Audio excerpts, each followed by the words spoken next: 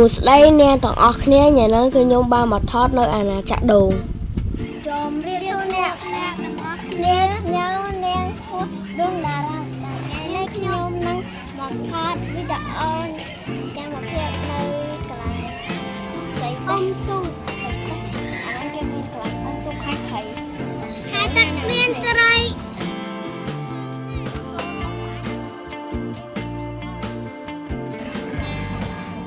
ហើយបងនេះគាត់អ្នកកាមេរ៉ាគាត់ហ៊ានពេញមកគាត់ពេញហើយឥឡូវនេះខ្ញុំញ៉ាំអីហើយព្រោះអីខ្ញុំអត់គិត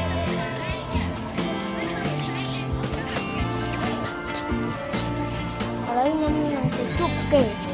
ជួបម៉ាក់ទៅច្រឡំជួបទៅខ្ញុំ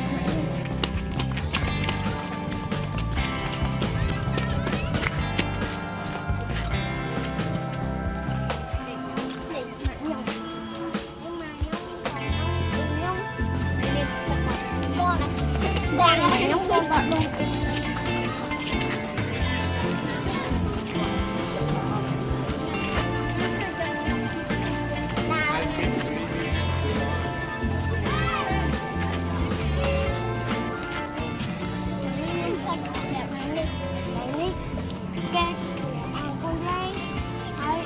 mơ thầy mơ ai nè mà đây shot camera được cái nè cái hồn chẳng thế thì mấy hồn này mà nè bong sao rồi mà bong là cái chuối này nè còn lấy đi từ tiền từ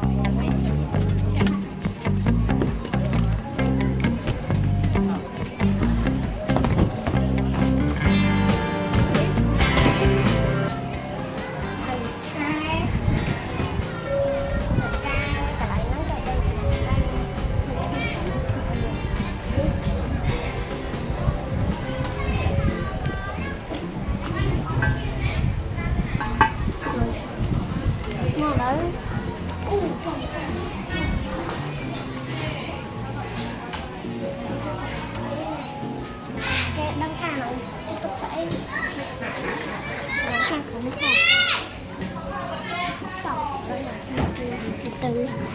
trăm thon lên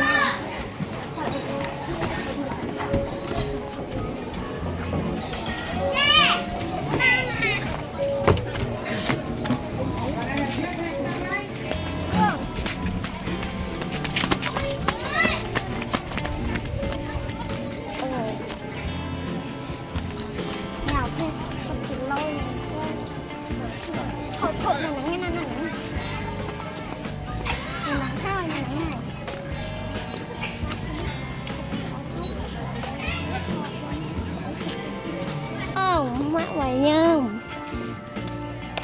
nè bao nhôm bao con hiên vậy một con